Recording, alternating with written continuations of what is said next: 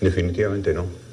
Y yo creo que la década de los 90 reestructura profundamente el Estado. La década de los 80 está marcada por el periodo de los 70, que es el periodo de Velasco. 70-80, digamos, ¿no? Sí, 70-80, pero es que el periodo de Velasco genera una democracia que todavía está en los marcos de unos marcos nacionalistas, sociales, que se establecen, que se expresan en la Constitución del 79, que no es de Velasco, que es en el periodo de Morales y está hecha por los partidos políticos.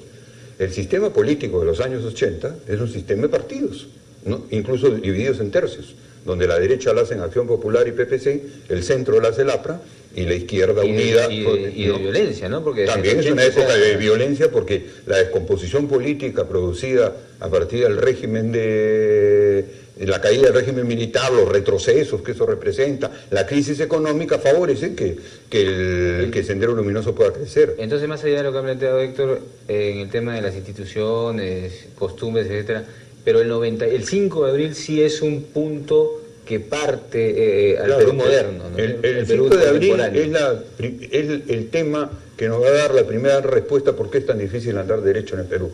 Porque vivimos bajo el signo de un golpe de Estado, desde el 5 de abril hasta el día de hoy, bajo el signo de un golpe de Estado. Pero golpe de Estado hubo el 68, hubo el 56, hubo el... Claro, en la historia de Perú hay esos golpes de Estado, pero el golpe del 5 de abril, al igual que el del 3 de octubre de 1968, son golpes fundacionales, ¿no? Fundan otra cosa, ¿ya? Abren otro tipo de relaciones entre las instituciones, entre los grupos sociales y en la política, hacen otro tipo de política. La política autoritaria, el nacimiento del superpoder del MEF, eso que Sinesio López dice, ningún ministro de Economía viene de la política, ¿no? Eso se instaura con Fujimori. ¿No? ¿Y eso estaba planificado o es una... La primera idea que hay que tener clara es que el golpe de Fujimori es la derivación de un proyecto de golpe que empieza a prepararse allá por el año 1988 por parte de los militares, de lo que se llama el Plan Verde, ¿no es cierto? Y ese plan estaba destinado a corregir lo que los militares mismos tenían en la conciencia, de que les había ido mal con el golpe de Velasco, que Velasco se había equivocado por irse hacia Rusia, por tirarse a la izquierda, entonces quería completar su tarea, la tarea histórica que creen tener los militares, de ser los que ponen las reglas del Estado, ¿no? Pero esta vez con otro tipo de alianzas. Ese texto existe, fue elaborado, fue trabajado, tuvo autores, uno de los más visibles, el general Valdivia, y era el proyecto para derrocar a Alan García.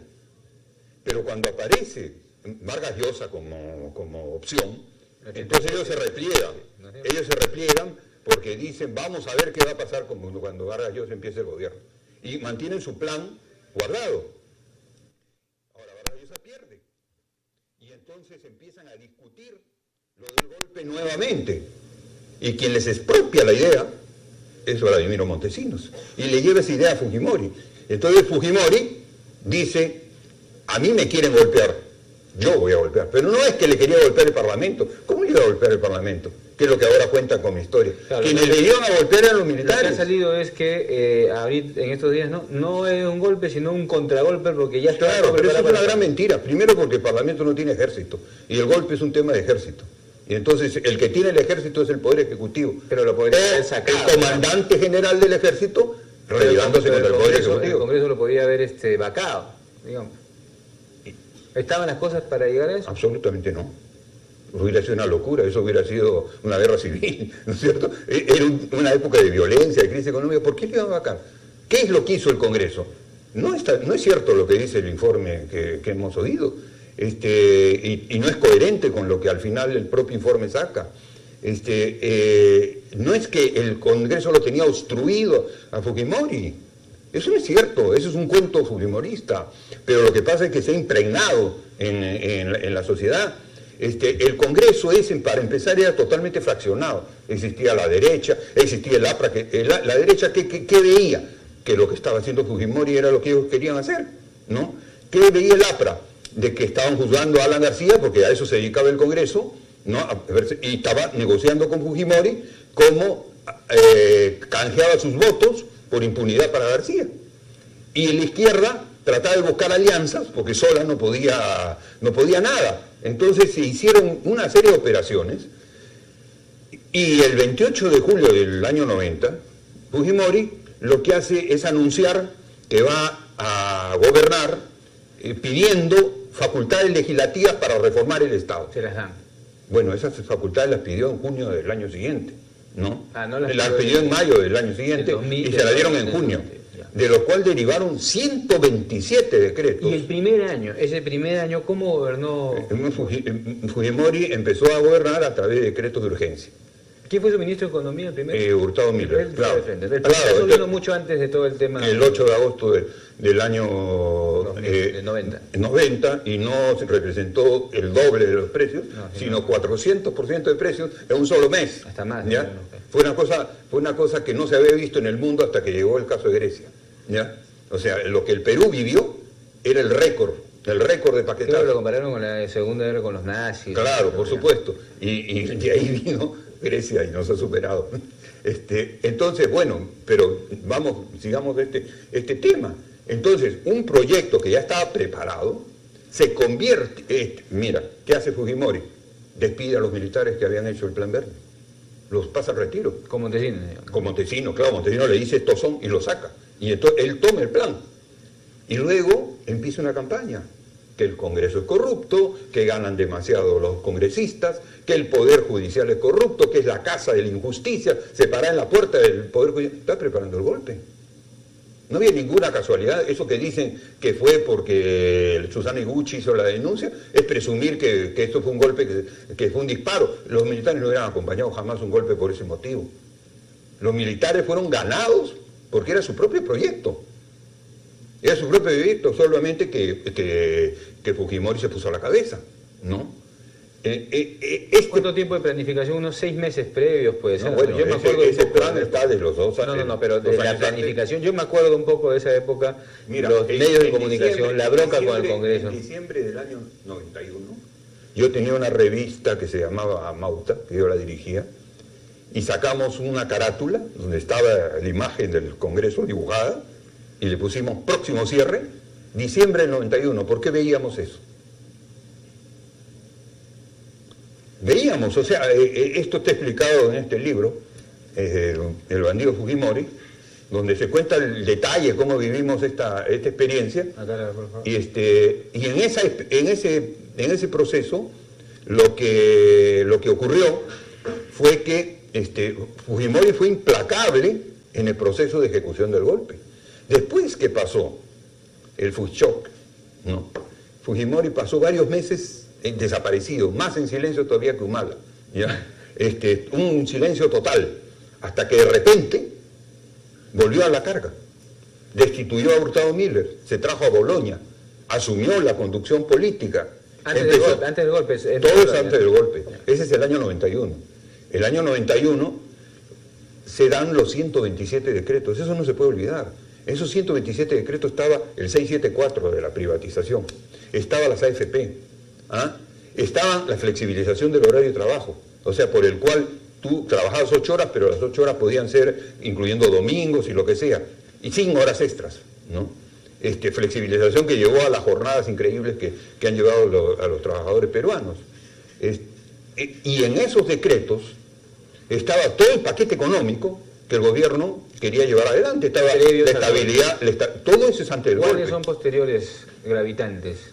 Después de dado el golpe, hay 700 decretos leyes aprobados por el Consejo de Ministros, que son bárbaros, donde se congelan las pensiones, se liquidan las pensiones. Para implementar lo que ya tenían de alguna manera, ¿no es cierto? Para darle continuidad, para hacerla más fuerte y para dirigir principalmente el ataque a los trabajadores, porque se permiten varios sindicatos en una misma empresa, ¿no? Se quiebra la unidad sindical, se genera una nueva legislación sobre negociación colectiva. Dime tú si eso tenía algo que ver con la obstrucción del Congreso, si eso tenía algo que ver con Sendero Luminoso, o si eso tenía algo que ver con la crisis económica. Tenía que ver con la alianza con las grandes empresas que hizo Fujimori.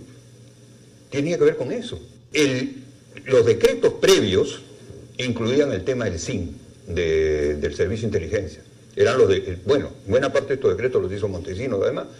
Lo más bacán es que tenemos una legislación que tiene la inspiración de Montesinos. Eso está vigente. Y tenemos presos a Montesinos, y tenemos preso al presidente, pero tenemos su constitución, sus leyes y todo el andamiaje que dejó.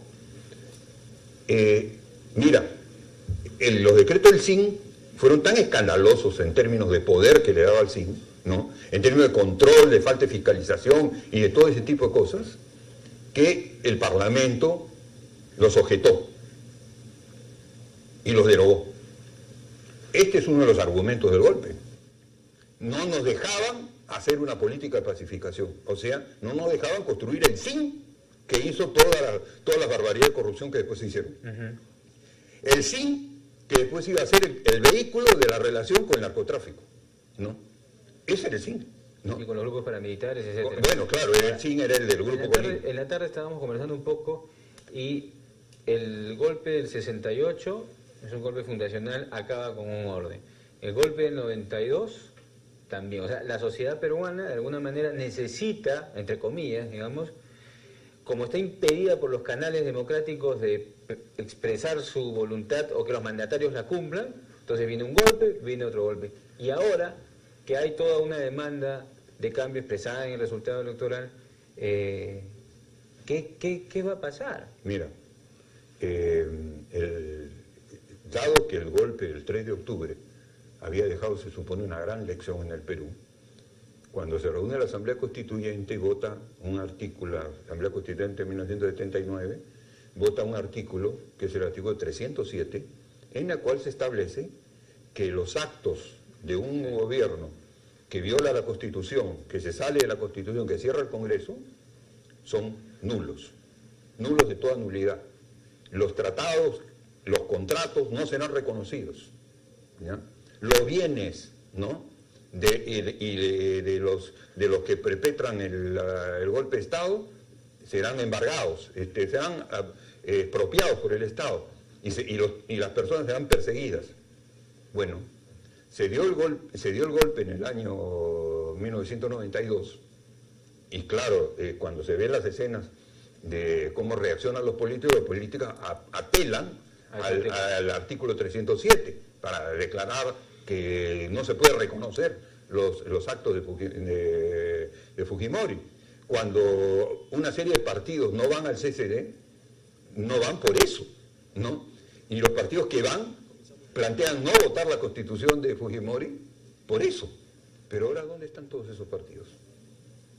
¿No son aliados del Fujimorismo? ¿No ha gobernado el APRA con el Fujimorismo?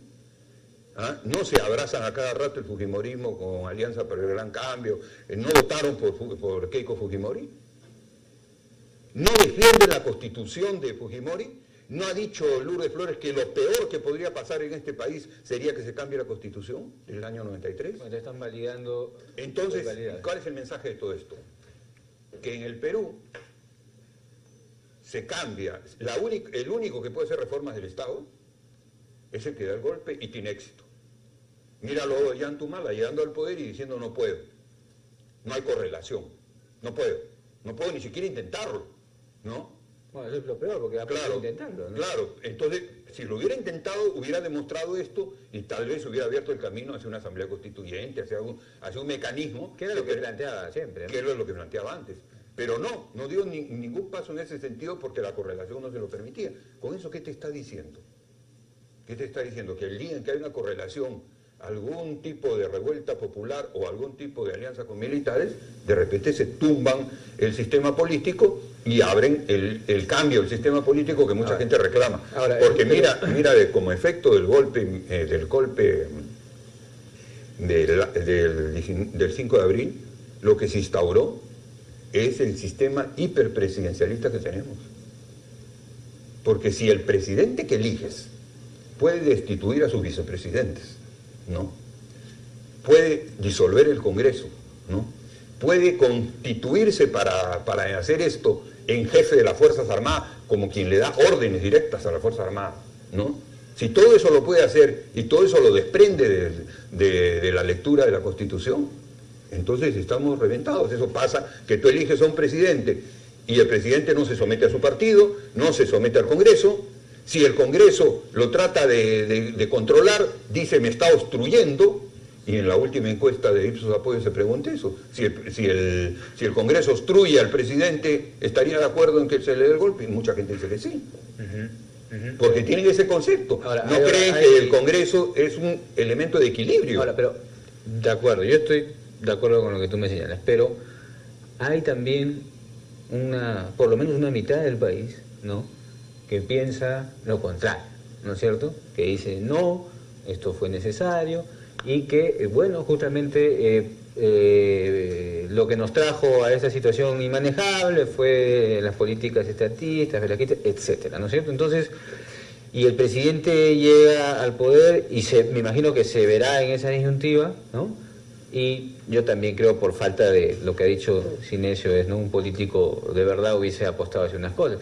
Pero también está toda esa masa, ya ni siquiera el fujimorismo mismo, el montesinismo, pero la sociedad que ve este asunto como el momento en que dice, bueno, por fin, ahora sí, entre comillas, ¿no?, el país comienza a caminar a paso lento, pero comienza a cambiar. Bueno, es que no se le puede pedir a la gente que tenga la capacidad de análisis político, ¿no? Porque no hace política. Porque mira tú, por ejemplo, cierran programas políticos. El 9 acaba de cerrar La Hora Macabra de Rodríguez y Rosa María Palacios. Quiere decir que todos apuestan, como al 4. No sé, la pobre Rosa María la paran cerrando a cada rato. Todos apuestan a despolitizar la señal abierta, salvo nosotros, ¿no? Y porque creen que la gente hay que despolitizarla. Todos apuestan a que Trome sea el órgano principal de la gente, y todos apuestan a la simplificación de la realidad. De la realidad. Y parte de la simplificación es decirte, bueno, mira, la cosa era tan terrible que era la única forma, con lo cual legalizas el golpe. Pero bueno, vamos a lo siguiente. Sin embargo, la gente intuye algo, porque mira lo que se produjo como movimientos anti-Keiko. No, sí, claro, los movimientos anti-Keiko que te están diciendo que la gente vivió esa experiencia como una experiencia traumática. Lo que pasa es que se enfrentan diariamente a toda una onda mediática que sostiene lo contrario. Muy bien, amigos, Raúl, muchísimas gracias. Quiero mostrar el libro de Raúl, por favor, aquí está. Este es un gran libro, El bandido Fujimori. Aquí lo pueden ver, y acá también para la pantalla de aquí, Fabián. Aquí está, una recopilación de toda esta época, un enorme libro. Y muchísimas gracias, Raúl, por este análisis. Y con ustedes, estimados televidentes, que tengan una linda Semana Santa. Y nos vemos de acá a 4 días, el lunes, en RDC Televisión, Voz y Alma del Perú. Hasta el lunes.